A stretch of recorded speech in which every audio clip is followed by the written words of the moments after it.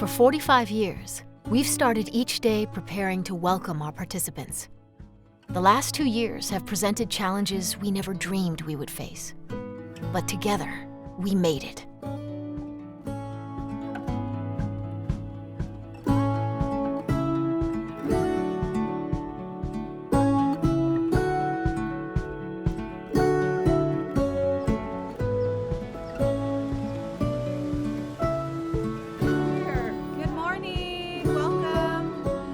When I think back to that first day of reopening, having people back at the center, it was just amazing. Welcome! It's so good to see you. Participants and staff, all of us were in tears being together again, having that social interaction, being physically active.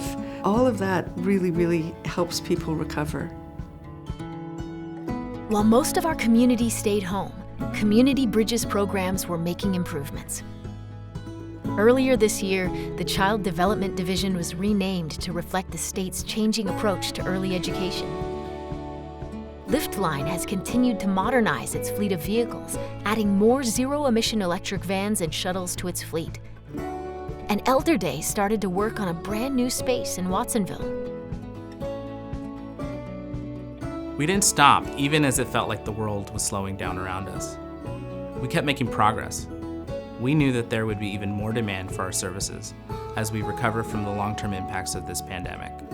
We didn't rest on our laurels. We found new funding sources, figured out new ways to reach people remotely, and just kept going. Community Bridges didn't just find new ways to provide existing services. We found ways to do more. We've taken on the work of reaching Community Bridges families with vaccine information and support, rental relief assistance, information and support for child tax credit benefits, and continue to find ways to make sure our community has access to all of the benefits that will support its long-term health and economic recovery. Community Bridges is marking its 45th year of service to Santa Cruz County.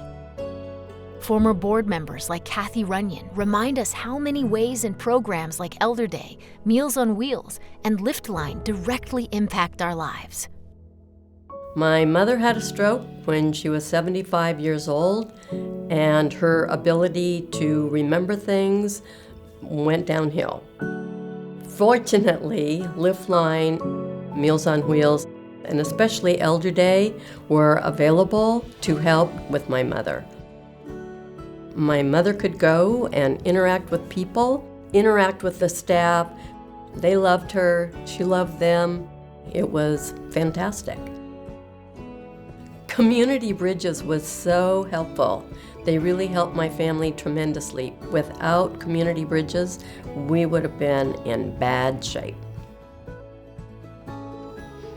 There are more people struggling with affordability in Santa Cruz County than ever before. After 45 years, there's more work to be done.